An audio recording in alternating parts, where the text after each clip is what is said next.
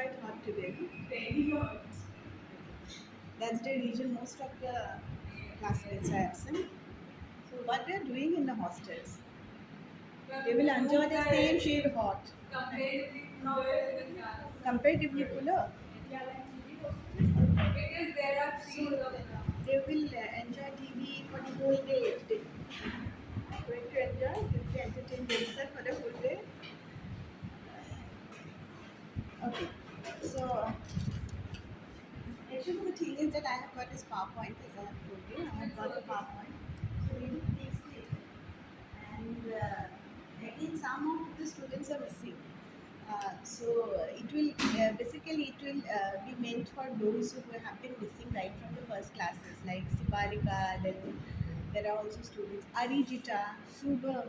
Okay, so meant for them particularly as they have missed, and these PowerPoint are not prepared by me right now. This like prepared. These were prepared long back, and as I'm not that habituated to read the PowerPoint and also uh, follow the PowerPoint while deliberating. So this is not a problem at all for me. But again, I thought that it would be easier if I come with the PowerPoint, uh, which were already prepared, and then have some deliberation to do.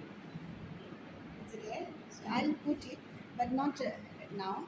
So I'll continue what. Yeah.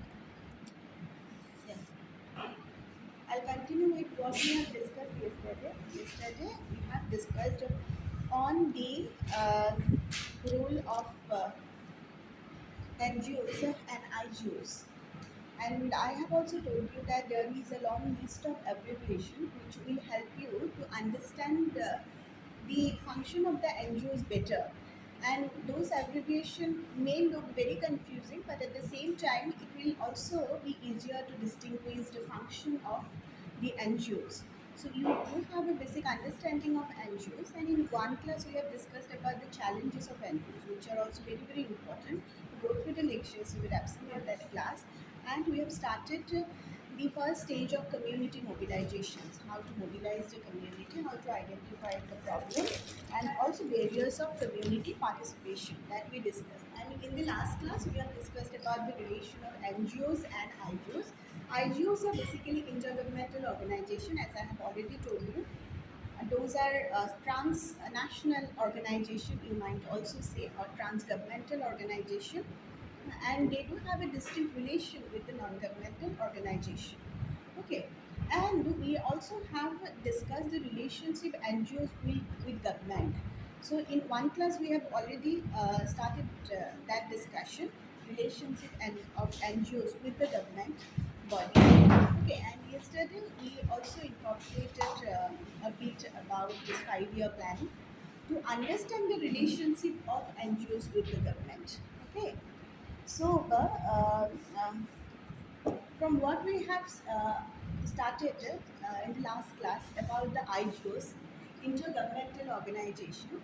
So the foremost, first and foremost intergovernmental organization is UNO, United Nations organization, and you also see the core principle which has been enunciated by Roosevelt regarding the very basic function of intergovernmental organization is related to human rights like freedom of speech and expression, and freedom of conscience and worship, freedom from fear, and freedom from want and poverty.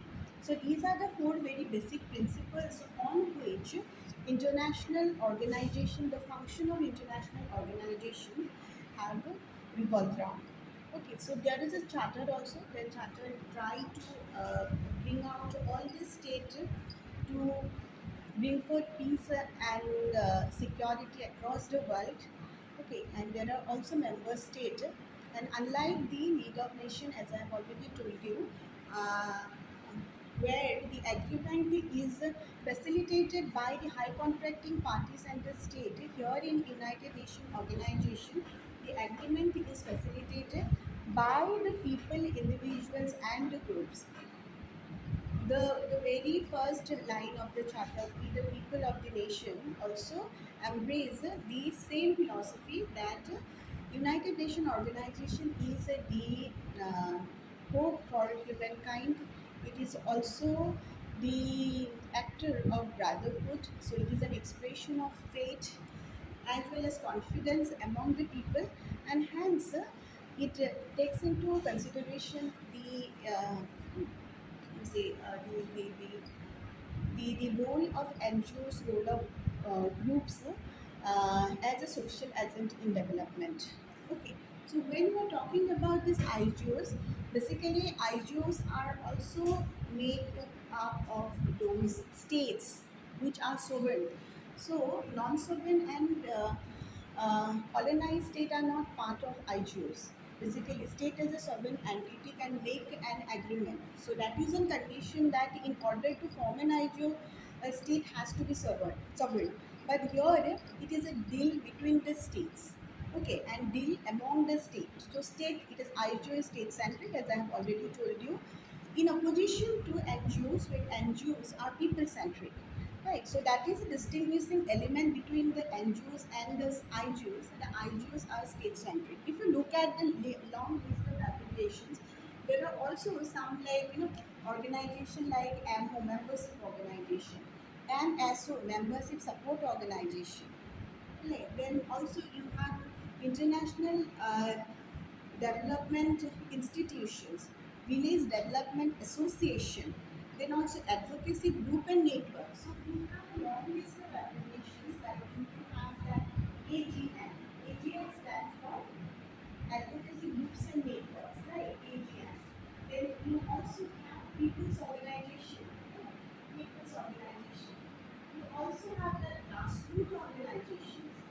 Grassroots organizations, village development associations, right? Then also little international organizations. Little international organization is also organization between organization of two, three states. Basically, it's an IGO.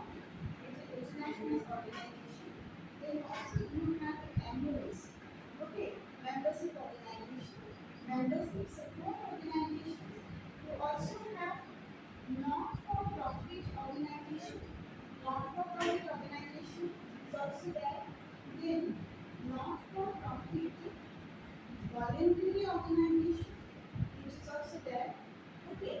Then also you have public service contractor groups. Okay. That is also another kind of organizations. You also see there are interest groups, various interest groups which are also part of this application. Number of interest groups, particularly various interests, pertaining to the day-to-day issues and pertaining to common problems. So you get to find along with. Apart from that, you also have government operated NGOs as well as government run or inspired NGOs.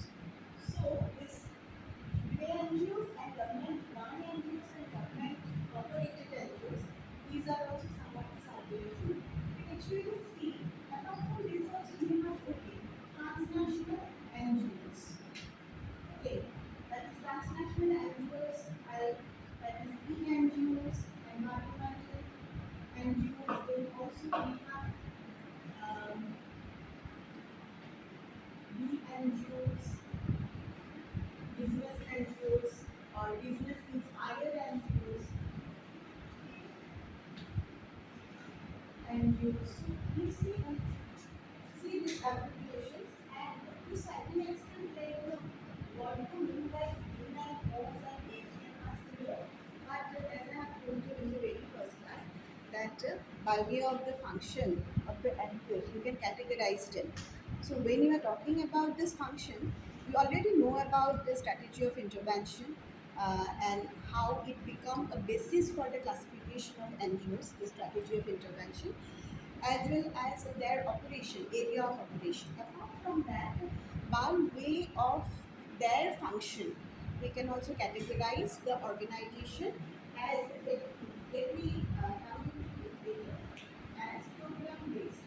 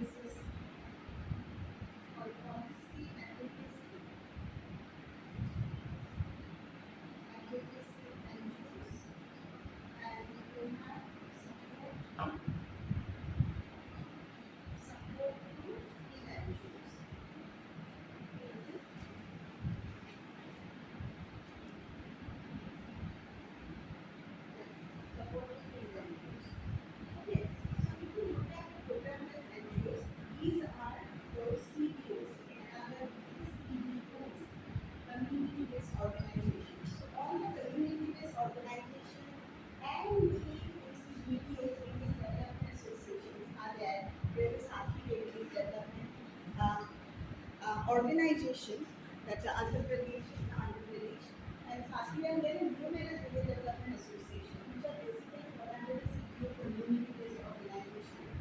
And these are also people's organizations, we also have people's organizations. They are all program based. When you say program based, why they are program based is that they believe in asset development. And how will you develop the asset? Asset will be developed with the help of like external agency. Okay, so taking some financial input from external agency, they will try to build the asset. So self-help is the main initiative in any program-based organization. And also you see some dispensary has been constructed. Even a community has been constructed in one village. Okay. And that is also based on the initiative of the external help, government or an NGO. Okay. And that falls under support to NGOs. Support to NGOs basically. Okay, and your in program is you see government is also engaged and NGOs and other voluntary NGOs are also engaged, but they are engaged in order to make that community realize the importance of self-help. Okay, so and to finish that program within a duration, within a period of time. So that is also one sole criteria. So it is a target bound and time bound uh, execution of program. And when you are talking about the support to freelancers, your extraction has been constructed, the village organization or center has been constructed with the help of NGOs to fall under support to field NGOs. So are also the talking about the asset base. So infrastructure related infrastructure development is also being good for support to the NGOs. Major NGOs actually some of the sector of the development, like women and environmental sector of the development, they need more public education and need an agenda and advocacy. And for that, you see there are some of the NGOs trying to force NGO, like force relationship and force their like connection uh, among them, in between them, in order to create an impact in the thinking of the people. So that will come under the state of NGOs. Okay. So all those human centric basically empowerment centric, not human centric, but empowerment centric NGOs as well as you see empowerment centric as well as human centric, because the human issue actually needs that education, public education, and advocacy as well as environmental NGOs are under this. Then association when we say like a cooperative, cooperative, these cooperatives are basically the association because they have to subscribe membership. There is a procedure to apply for the membership, and there is a screening process also based on the uh, some stringent rule and regulations which is set by the community. Okay, and accordingly they also have a common goal which they will fulfill in the process. So these are basically association or these cooperatives. And then we have policy advocacy which will address or take into those unaddressed issues.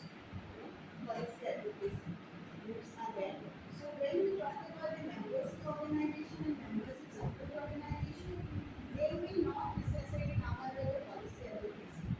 But here you see in policy advocacy, governmental NGOs and advocacy, this will come under advocacy, group and make also come under policy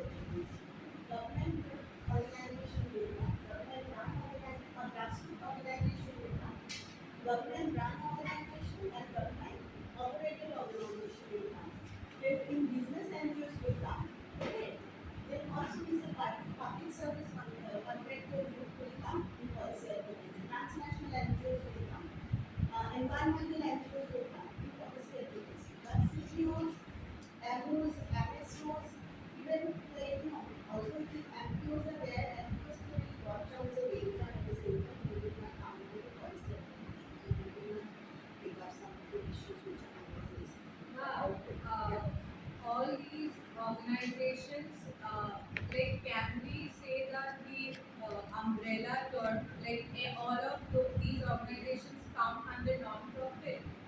No, no, not Uh, non-profit. So you combined. have a not-for-profit NPOs, no? Not-for-profit. As I have already told you, not-for-profit is a very basic features of NGOs because whatever surplus they will receive, so their service will not be distributed and profit of those surplus will not be distributed among the owners and the directors. Rather, it will be recycled for the benefit and development of the community. So, not for profit has been a very essential character and feature of NGOs. Okay, so these are some of the abbreviation, not umbrella terms. Okay, umbrella term is there for network NGOs. So, umbrella term network NGO itself is an umbrella term because it helped to create a federation or a umbrella organization which will also assist numerous other organizations within its fold. Okay, so any kind of women NGOs working for women empowerment, working in the environment will be falling under this network organization. Okay, networked organization or networking is very very important, and that category also gained importance, gained ground uh, after realizing the significance of public education, as I have already told you, and advocacy in certain sector of development, not in all sector. In certain sector of development, what we actually find that there is local inertia. That means people of that village are not educated enough, or even if they are educated, they do not know how to implement plan and the program. Okay, so infrastructure is already there, but what they actually need is, you see, is a little bit of more empowerment. Okay, and an NGO which doesn't have a goal specific to empowerment can also create some social infrastructure for them. Okay, so you see, an NGO can have two, three goals. They're not necessarily very service oriented NGOs. So there are also service oriented NGOs. Service oriented NGOs will basically provide the service, alternative service they can deliver, or service of the government, services of the government can also be delivered.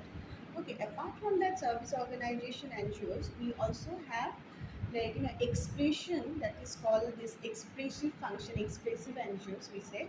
Expressive NGOs are those, you see, social movement and empowerment NGOs which actually create an avenues for the people to express themselves, culturally express themselves, spiritually express themselves, philosophically, or even politically express themselves. Okay, so they also create a kind of expressive platform, and some NGOs, on the basis of function, also they are on the basis of function, they will create some services within the community. So they are service organizations. So yesterday we have also discussed about other primary classification or categorization of NGOs based on government perspective. Now government will always look at NGOs from conformist and non-conformist perspective. Conformist in the sense they need to conform to the plan and program of the government, uh, and without any modification they need to carry out and run the program and implement the program for the community development. So those are conformist groups, and non-conformist groups are those groups which will try to seek some innovation in terms of ideas, in terms of way of implementation. Not necessarily they will seek a government official in their in their group to tell them how to carry out a function and what to carry out a function. Okay, so those are basically, you see, uh, uh, non-conformist or innovators. So based on that also we have another classification based on government perspective, government understanding of NGOs. Like we have that conformist, non-conformist or the innovator. Public service contractors, basically they provide the service. Provide the service, their profit, let me tell you, they are commercial as well. Commercial as in, but motto is non-profit making, but they will also provide government services to the public. So hence they are called public service contractor. Okay. So we also have, you see, the policy advocates. Okay, policy advocates as policy advocacy, NGOs are there, and we also have policy advocates. Now, these policy advocates will always criticize the existing wisdom, criticize the existing practices, criticize the existing ideologies, the existing wisdom of the group, and try to bring forth some of the changes in that line, as well as they will try to get themselves acquainted with different environmental and socio-economic factor which which may create an impact in the development. Okay, so they are policy advocate because they have a role in policy formulation. Now, when you talk about this list of application, let me tell you that these are basically interest group. In the very first class, I have also told you that you can ask me whether this group are pressure group. That might be a valid question. These groups are interest groups. So if NGOs are pressure group, definitely NGOs are pressure groups, right? Pressure groups, they are also interest group because they will pressurize government to formulate policies with a desired end and in one direction. And in that way, NGOs are pressure group and they are also interest group. When you say interest and the pressure group, why they are called interest and the pressure group? They are called interest and pressure group because they do have a way of interest articulation. Now, interest articulation is basically articulating the interest and bringing it to like a public notice and bring it to government attention. So that is what is interest articulation. Basically, you articulate interest and bring it to government attention and bring it to public notice. Okay, and also individual and citizen might have some kind of problem, or that problem may be little, but the bearing of that problem might be very big and at large scale, or it might be magnanimous and it can also cover different front. You never know. So you have a small problem, but bearing is consequence of that problem might be very big. But as an individual, if you cannot take part in decision making, and your problem will not be hard. So what you will do, you will take a collective action to pressurize government and get government acquainted about your problem. Okay, and that's how you will form yourself to promote a cause, also to to also create some changes in the society, and also bring government notice your problem or your interest, and that's how you can relate these NGOs as a interest group. When you talk about the interest group, there are also, you say, non-institutional interest groups are there. So you might say we have bureaucracy, we have army, right? Army, bureaucracy, then legislature. These are also groups, right? And they do have a fixed structure, very fixed formal structure. Like army has a very fixed formal structure. The hierarchy is always there. Then you also have bureaucracy has also that hierarchical structure, right? You also have that you say the legislature, if not a hierarchy, but yet they do have a formal structure, right? And they do have their own way of working. No? So even if there are some grievances and interest which will be articulated through a formal procedure, and that is quite intact with that fixed structure. Okay, but unlike that institutional interest group, so army, legislature, then you see this the bureaucracy are institutional interest group. NGOs are non-institutional interest group. Non-institutional, let me tell you, it doesn't mean that they do not have a formal setup. They do have a formal setup, but they're not institutional in the sense that uh, the that hierarchical setup is missing, and that's how also they are non-institutional, or perhaps more than non-institutional, you can put a term that is called associational group. The associational group who can pressurize government to bring some changes. Okay, and also they are interest aggregators most of the time. Now there are some aggregating industries are also there. Aggregating agencies are not industries, sorry, aggregating agencies are there, which are recruited by the government to aggregate the interest of different groups. Okay, and they will actually sort out those interests. They will combine those interests, accommodate certain interests that take into consideration. Okay, But when you talk about this, sorry, this associational group, basically, not institutional. I'll not say non-institutional. That term might be very vague. But associational group, they do have their own way of, you see, um, own way of putting their claim in front of the government. Okay, there are also some anomic interest group, let me tell you, and there are non-formal interest group. So these are also formal, not necessarily formal and associational interest group, not necessarily having a hierarchical structure, but also there are some NGOs they do have a hierarchical structure, like Northern NGOs. Okay, I forgot there is another application that is for Northern NGOs. Northern Northern NGOs. Now there are also NGOs based on their geographical uh, uh, habitations, you might say, also reach. Like Northern NGOs are basically, you see, people always confuse it that NGOs of developed countries are basically counted as Northern NGOs, but not like that. We also, but yeah, some literature also said that Northern NGOs are NGOs of developed countries and Southern NGOs are NGOs of development countries. But apart from that, and I don't know how far it is accurate to make geography as a basis of distinguish between Northern and Southern NGOs, but Southern NGOs. But you see, Northern NGOs are those NGOs, bigger NGOs, who actually work. Why I have actually brought this to classification?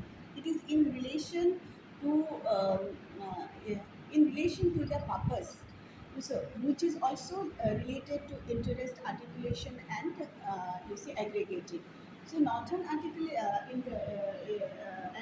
are basically they work at national and international level. So their approach is always development centric, and also their approach is education centric, development centric, unlike the participatory approach, and unlike the function of the southern NGOs, which are welfare based, self help based, community development based.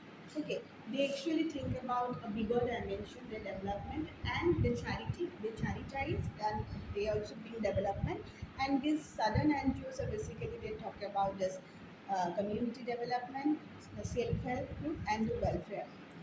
Okay, welfare and the charity, these two terms also highly ambiguous, let me tell you. Philanthropic organizations are also there. There are some religious organizations, they also provide fund. But these terminologies are like vague and ambiguous. Philanthropic organization, when we say religious organization, charity organization, and welfare organization. Because many welfare organizations focus on relief, rehabilitations, and charity. Okay, so in that way, you might have some confusion in understanding this, but yeah, the approach of northern NGO is top down, and the approach of southern NGO is bottom up, as it focuses on the participatory decision making, it focuses on the self-help initiative, and focus on community development. And northern NGOs focus on this top-down approach. Basically, service provisioning is there. They provide the service related to development to bring forth the development and change in a targeted area. And also, approach is like top-down, as I have told you, that is based on social planning. Okay, so there are also other approach, social planning, locality development, as well as social action. These are also certain approach to understand the NGO's functions, operation. Okay, so why I have told you that when you talk about the interest aggregation, to aggregate the interest, government might also recruit an aggregating industry. They will aggregate the interest, sort out the interest of different groups and citizen groups and groups of the villages, and then combine the interest, and then put it in a procedure and to to submit it to government. So those groups may be recruited by the government, and some NGOs take up that task on themselves, and they do aggregate the interest of even other NGOs who fall under their network. Basically, that network NGOs and Federation NGO carry out this task. You understand? Huh? Not confusing. No? So the redundancy is there, but it is also important to understand this application. So, membership support organization based on subscription fee. They started getting curious, and I've already discussed about the importance of the membership development package, and which has been a challenge of most of the NGOs, organizations who get the support from the donor agencies because they do not have, most of the time, do not donor conditionalities do not cover the membership support program or membership development program. Okay, so there are some NGOs which are run by membership subscription or membership fees. Those are very local NGOs. Okay, that will into the societies. Government run NGOs are there. Government run NGOs are confirmed NGOs. There is little possibility of making any change to the program. And most of the time in government run NGOs, we get to find a government official recruited, to tell you how what is the work and how is to be done. Okay. But basically, an NGO will not prefer a government official to guide them how the work is to be done. Okay, so that is one thing, and apart from that, okay, that is a list of abbreviation. This is also important for you to understand. Uh, then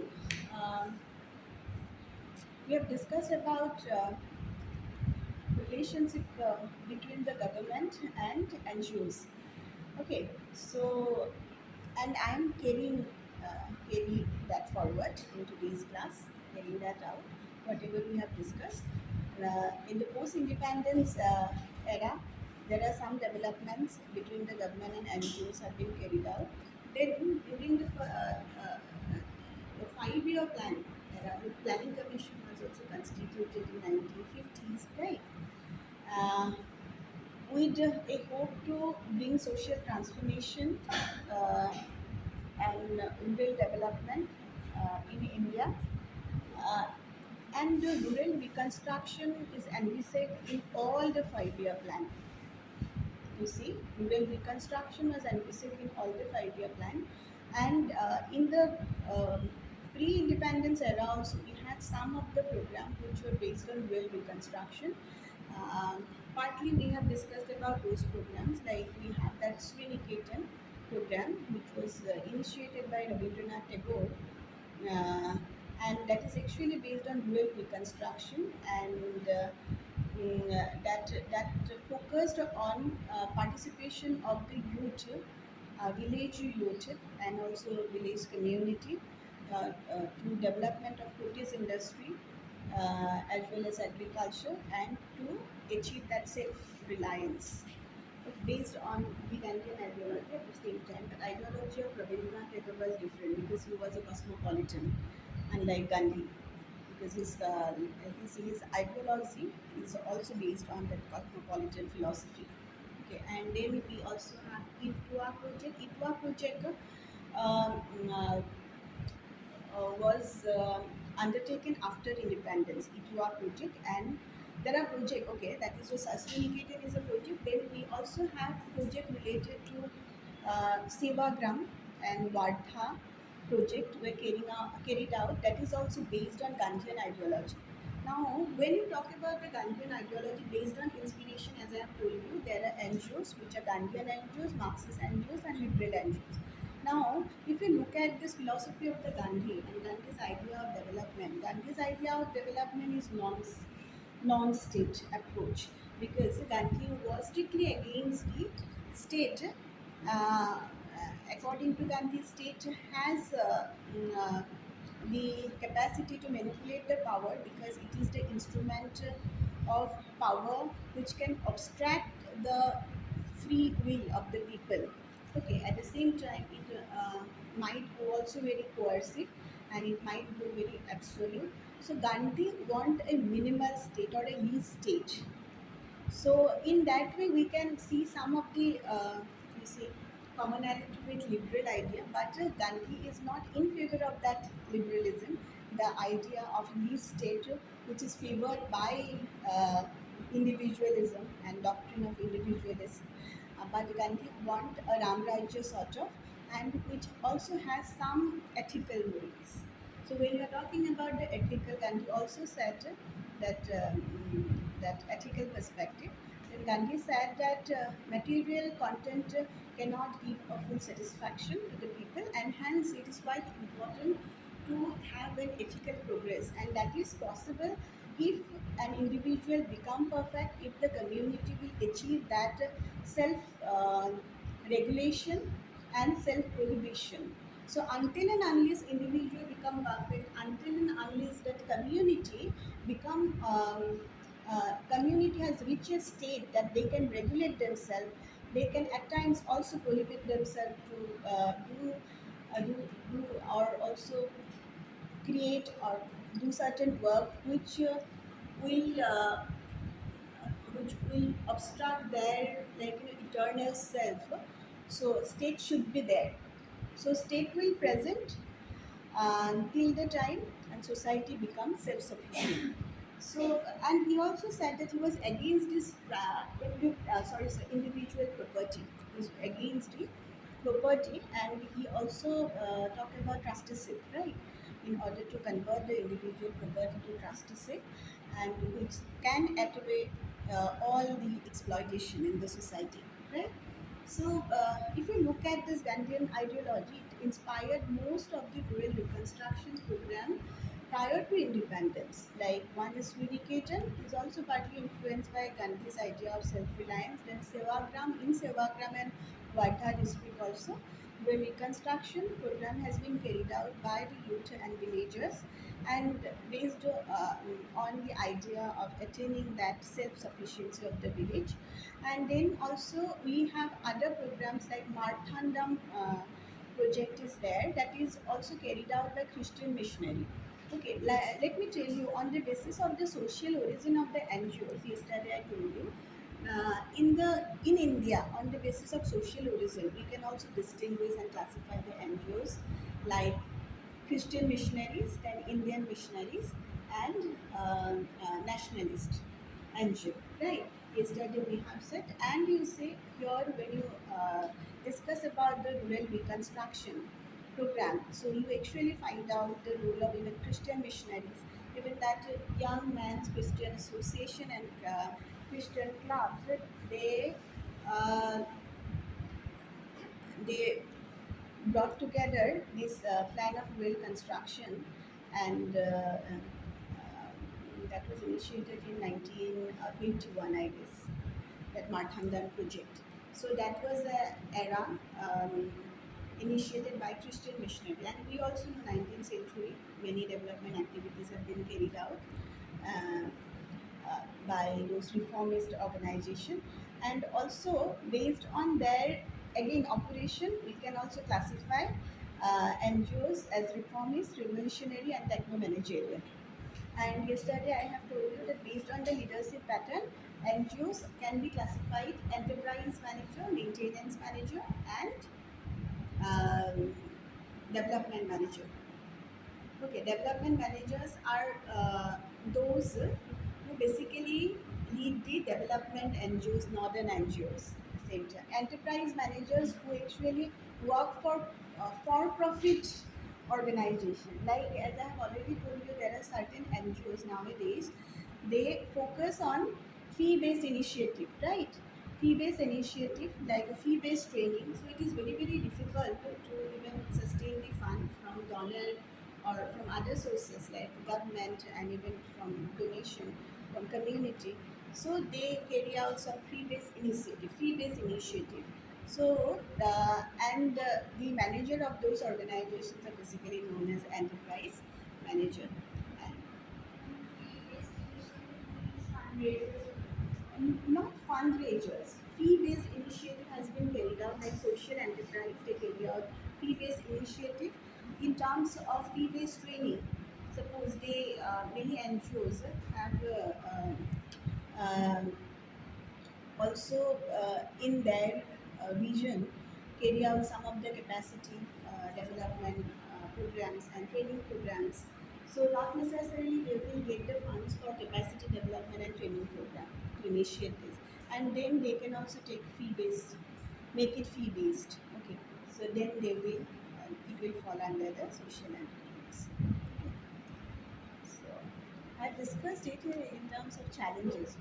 So you will also get to understand when you go through the lectures. I have recorded it, but as I've already told you that if you start skipping the classes, I will not post the lectures. But lecture will also be beneficial for you all, you as well as for me.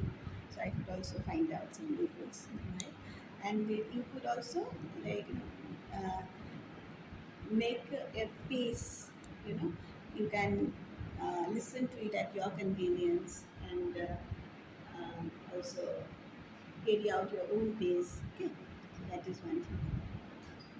Then we also see that in the 5-year plan, as I have already told you, planning commission has been constituted. In the 5-year plan, rural reconstruction and role of NGOs and voluntary organization uh, has been highlighted, has been recognized. In the first 5-year plan, basically, first 2 5-year plan, we get to find it has given importance to the community development program, and basically the importance of participation of community in the development and importance of participation of people in the development. So first 5-year plan basically focused on the people's participation in the development.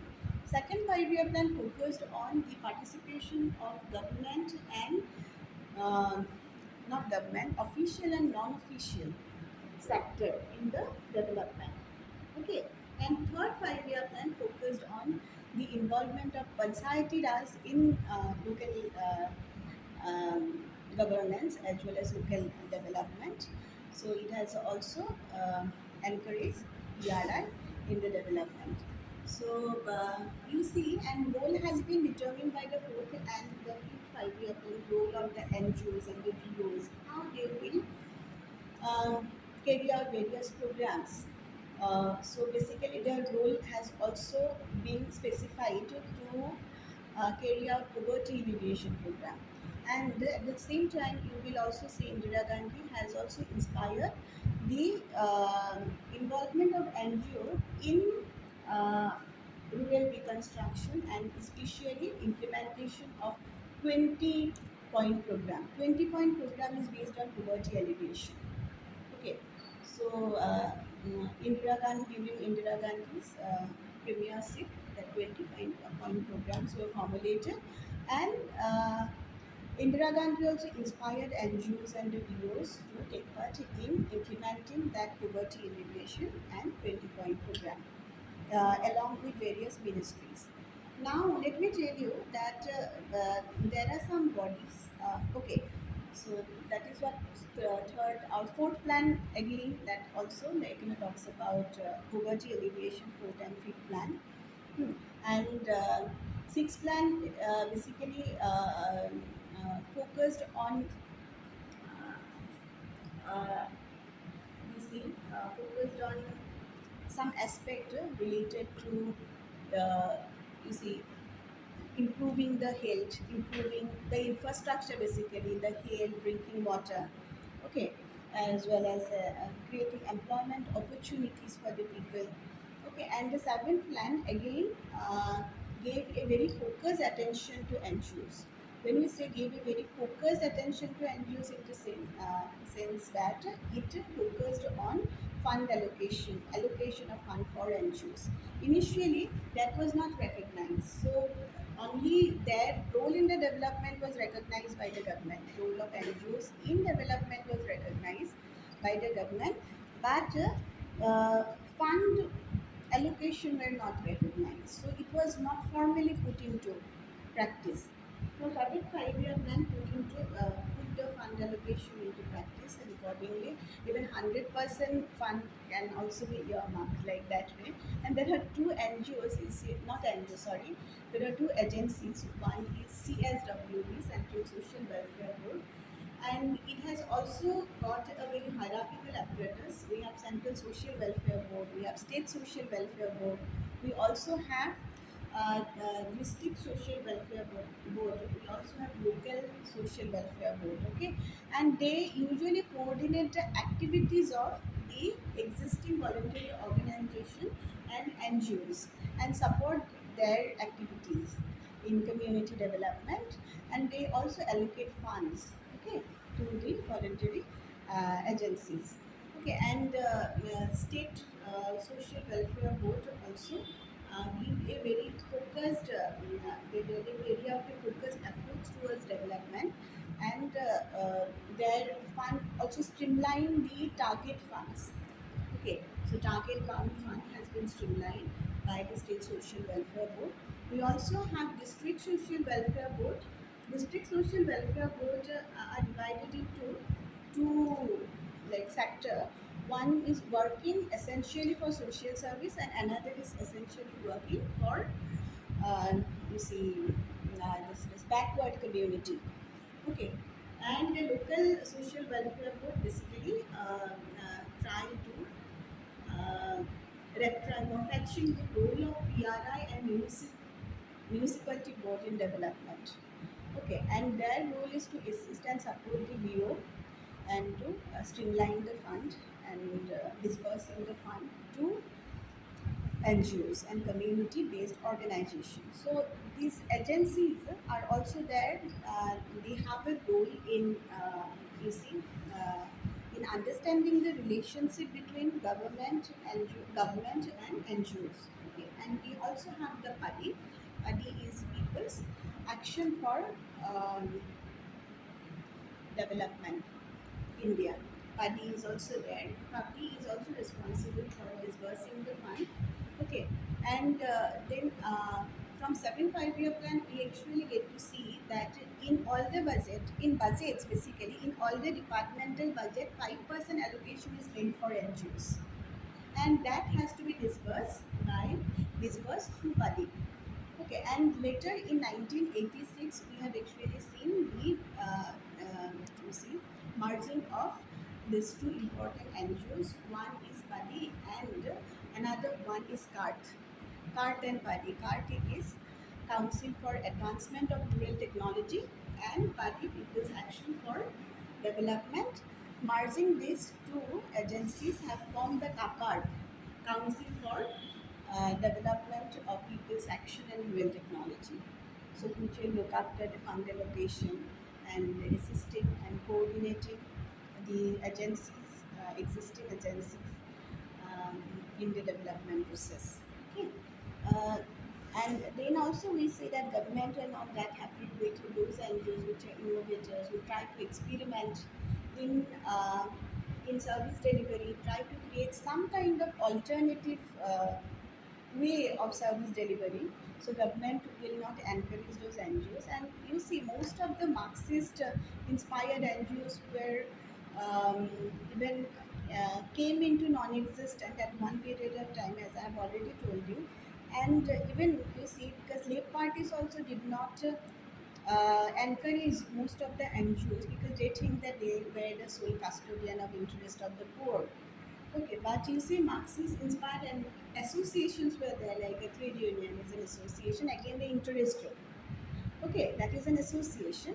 So, cooperatives also come under, many people also say they are pressure group, interest group, and NGOs again, non governmental NGOs. But yeah, at the same time, they also in the process of um, attuning their interest to, like, government.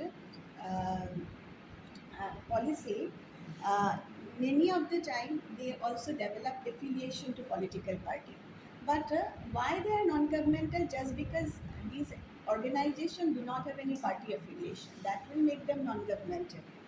Okay, whether it is trade union, whether it is even like public sector, public service contractors and NPOs. But yeah, some of the NGOs. So it's an You also said it's an umbrella term but there are so many. NGO is an umbrella term, so very like abbreviation has been supported by that umbrella term. So at one point of time, it is also possible that they will also attune to the government goal, and you cannot simply say that non-recruitment of government official will make them non-government. But yeah, they do not. Basically, they do not have party affiliation at all. Okay.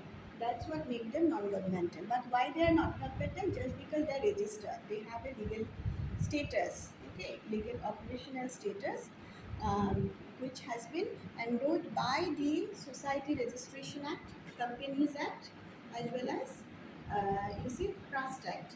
Even the CSWB, Central Social Welfare Board, is also registered under the Indian Companies Act. Okay, in 19 or 1982, I guess, but that actually established CSWB was established in 1953. In some books they said 1956. They established it come in 1953, but it was registered in 1952, I guess. Okay, so all the NGOs are supposed to get a legal status, FRCA status, Foreign Contribution Regulation Act, through which they can also receive donations and contribution in order to sustain themselves. Okay, so it's very very important. And also non-profit independent. They are some of voluntary. These are some of the very essential characteristics which will make them non-governmental, as well as that's clear administrative structures and executive committees. Okay, and a vision and a mission that is directed towards the community is very very essential, which will make them non-governmental. Okay. Um, Now we again talk about the, okay, we talk about briefly, we talk about the IGOs. Okay, IGOs, intergovernmental organization, at the same time. So there are also different types of IGOs. UN is the first and foremost IGO that came into our mind. United Nations organization. It has got 6 organs, right? And it has got also like it has a charter which will define the very purpose of the creation of United Nations organization. Right now, you see, under the rubric of United Nations organization, there are some specialized agencies like you see the even World Bank, who is there, UNESCO, okay, ITU, yeah, then ILO. ILO was created, it was established in 1919 after the First World War, but it was again um, renewed after Second World War, and it also becomes a specialized agency under UNO, affiliated to UNO, so United Nations Organization, and that basically advocate, you see, the minimum wage, providing the minimum wage to the workers, and making labor free from the exploitations, and the freedom of expression, freedom of association, right? Freedom of association, which is very very important to have a collective bargaining in the society, right? Freedom of expression is very very important part of like labor regulations. At the same time, it also advocated for various benefits like maternity benefit, like sick benefit, medical benefit, then also industrial safety benefits, occupational, like free from occupational hazards related benefits. Okay, so it also talks about various kind of benefits. Okay, advocated those benefits. At the same time, you also see that housing facilities, that will also come under this welfare provisions. It also focused on the housing facilities. Okay. Now, when you talk about this, I have already discussed about those very institutions like state social welfare board, district social welfare board. Then also you see this local social welfare board. But the kind of welfare activity that is also important, like the part of the discussion, but I will not extend it more. And so the creation of housing facilities, giving the loan to construct the house is also part of welfare activities. Uh, uh, and ILO also advocated that. So that is one, okay, specialized agency. Then we also have that UNESCO. UNESCO is basically, UNESCO is advocating the 4 pillars of learning: learning to know, learning to do, learning to be and learning to be together. So these are the four pillars of education which have been advocated by the UNESCO. Right now, you see, UNESCO has also been operational in certain domain. Like one is social science, natural science, education, social science, natural science. Then you have cultural activities and mass communication and computing.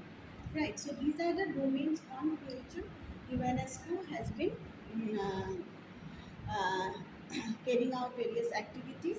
At the same time, you also see UNESCO have carried out various initiatives to speed up the education process of girls and adults. And there is also copyright convention through which UNESCO has also given um, stretch on the protection of the rights and interest of the artists and writers.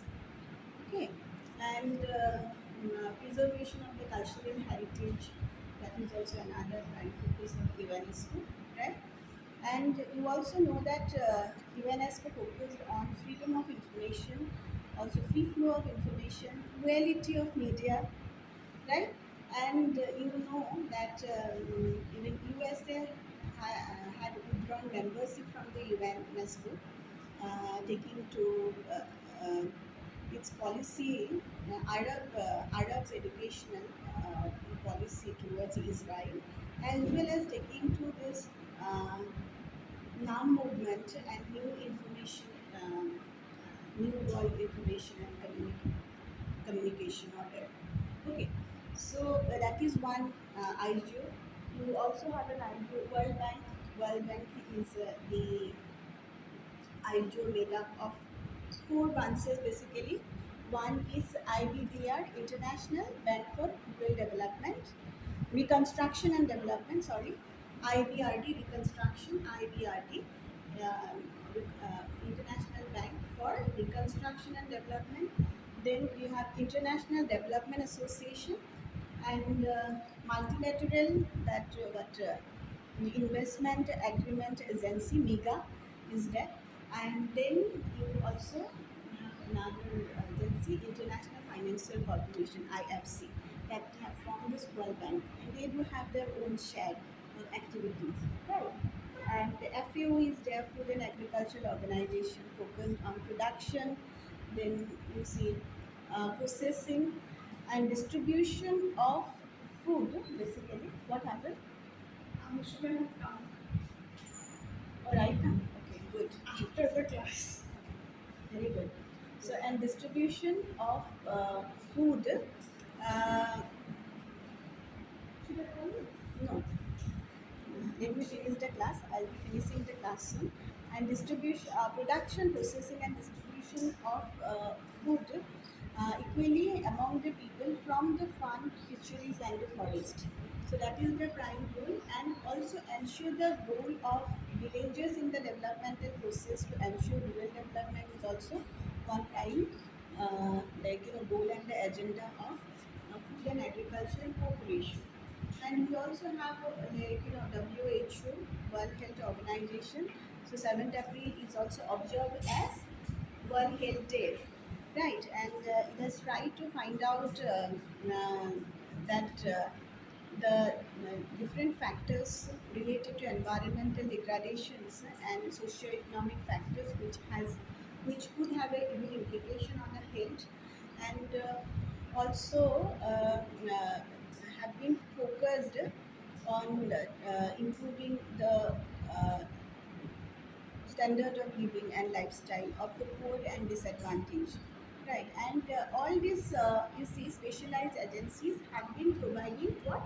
These agencies have been providing, you see, technical cooperation to the member countries. When you say technical cooperation, they usually provide a guideline to the member state to formulate a policy with regard to the agendas which they have already enshrined um, uh, in their activities. Okay, and also they streamline the various work and activities like show will streamline the health related work. Okay, and also various managerial function will be streamlined. They will also provide some expertise. They'll transfer those expertise to the national NGOs. Okay, so in that way they will provide this technical cooperation to the NGOs. Okay, so international and specialized agencies will form a part of intergovernmental organization. Okay, and then we also have this, as I have told you, regional framework. When you say regional framework like SAARC, ASEAN, APEC are another form of intergovernmental organization, right? We have some security arrangement like US lead NATO and the CA2 Southeast Asian Treaty Organization. And the NATO is basically US lead North Atlantic Treaty Organization, also form a kind of intergovernmental organization.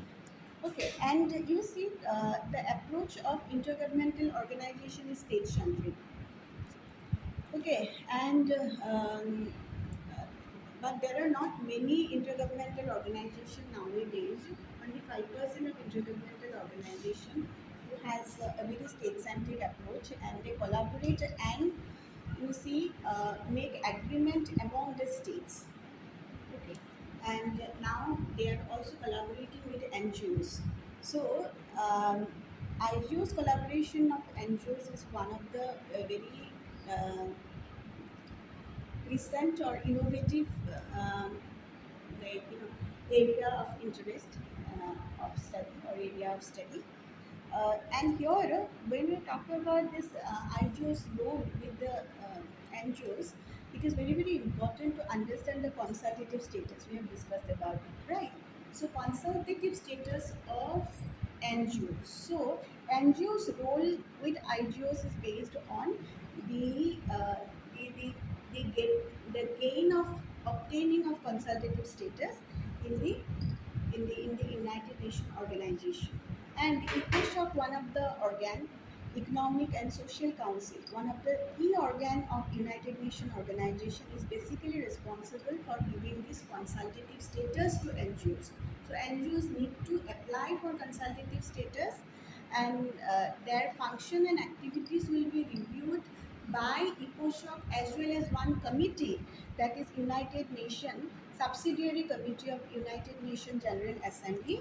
Their experience, their activities, their you see the functions will be reviewed, and based on the application, and they will decide, this General Assembly subcommittee will decide their eligibility and give them an accreditations, and they are eligible for having a consultative status. Okay, once they are having that consultative status, they can also be a part, or they can take part in any kind of conference, international conference, any kind of forum, international forum, and they share their interest. So before having the consultative status, there is another forum that is called CONGO. CONGO means Conference on Non-Governmental Organization. CONGO. Okay, so I'll finish it. So wait, what happens? So when you okay, okay. So when you talk about the CO, I'll take only 5 minutes. Okay. When you say CONGO means Conference on Non-Governmental Organization, then the CONGO basically represent all the organizations who is deliberating on the accreditations, and who is trying to have a and trying to have an trying to have a consultative status. Okay, and we also have some international organization, or international, not or yeah, you might say international organization, IO, as well as NGOs at international level, like IPSA is there, International Political Science Association is there. Basically, try to bring all the political scientists and to deliberate on the their common concern. And also we have Greenpeace, as I have told you, focused on environment, Amnesty International focused on human rights, International Olympic Committee is there, Okay, so like that way, there are different NGOs. There are also IGOs or NGOs working in international rates, which have already got the observer status and consultative status. Okay, now regarding applying for consultative status, not necessarily all the NGOs will get a consultative. All the NGOs can apply for consultative status, but there are also classification in the status. Right, so some NGOs will get only the rooster status. Those NGOs will get the rooster status which have an occasional contribution to development agenda, which are enshrined in the UN Charter. And there are certain NGOs which are very specialized in um, one sector or specialized in targeting their client, and they will get a specialized status, specialized consultative status. And rest of the NGOs in the name of consultative status will get a general status basically.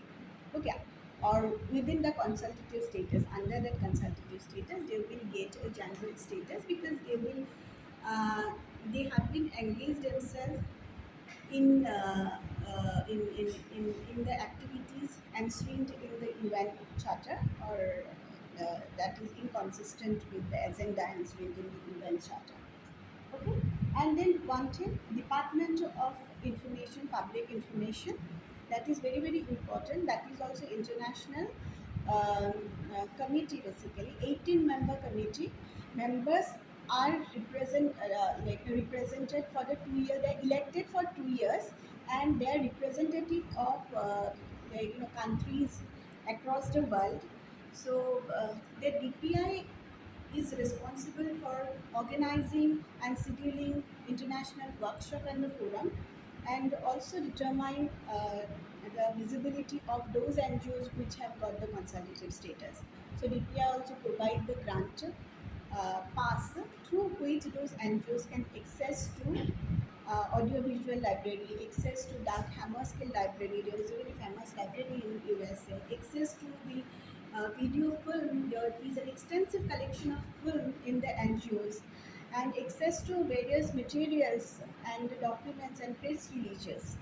Okay, so that we have already discussed yesterday. Okay, so it is also important at least to ask question and also to see. Leaving it.